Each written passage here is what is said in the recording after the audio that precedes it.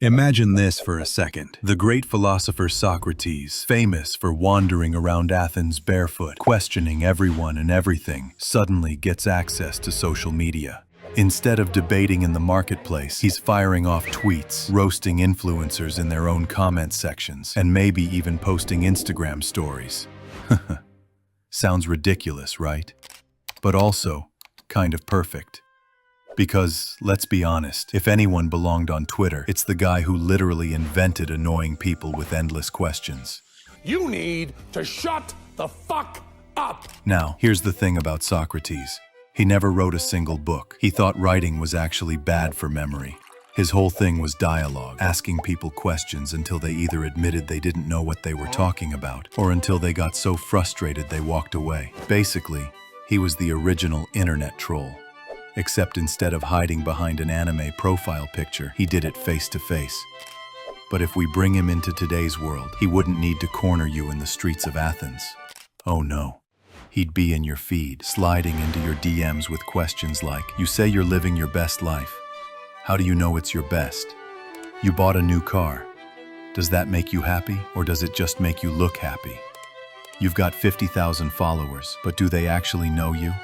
Imagine the chaos. So, let's say Socrates makes an Instagram account. No filters, no brand partnerships, no gym selfies, just plain text posts with captions like, what is beauty? Is it in the face or in the soul? If nobody likes your post, does it still have value? The unexamined feed is not worth scrolling. Meanwhile, everyone else is out here posting beach pics with inspirational quotes they didn't write. Socrates would be that guy commenting under your photo like, but what is success really? Would people love him? Probably not. He was literally executed for corrupting the youth in Athens. On social media, he'd definitely get shadow banned. But here's where it gets interesting. Would Socrates chase likes and followers, or would he reject the whole idea? On one hand, he'd probably say popularity doesn't matter. On the other, this is the man who thrived on public debates. You can't tell me he wouldn't secretly enjoy going viral. Picture this. He drops a tweet. If you gain 1 million followers but never question your beliefs, have you gained anything at all? And boom, he's trending. Half the internet is applauding him as a genius. The other half is dunking on him with memes like, shut up and touch grass, old man. Twitter would explode. You'd have podcasts dissecting his words, TikToks with titles like, this one ancient Greek changed my life. And you just know there'd be hot takes like, Socrates is problematic actually. Now let's not forget, Socrates was famous for never giving answers, only questions, which is the most Twitter thing ever.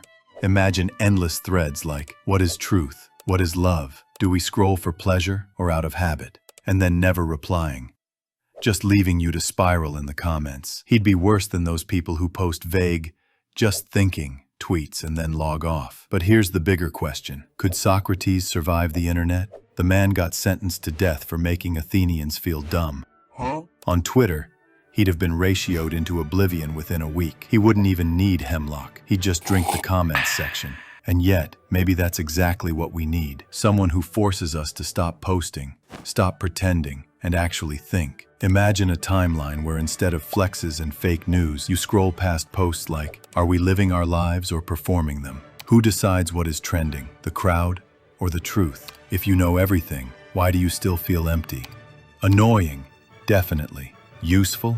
Absolutely. Because here's the lesson. Social media is basically the modern-day agora, the public square. It's where ideas are shared, but also where nonsense spreads like wildfire. Socrates wouldn't be there for clout. He'd be there to cut through the nonsense, to remind us that being popular isn't the same as being wise. And that's what makes this thought experiment funny, but also kind of serious. Because if Socrates did have social media, he wouldn't just post to be seen. He'd post to make us think. So what's the takeaway? Social media shapes how we see the world. Questioning and critical thinking are more important now than ever. And the struggle between authenticity and popularity, that's not just a TikTok problem.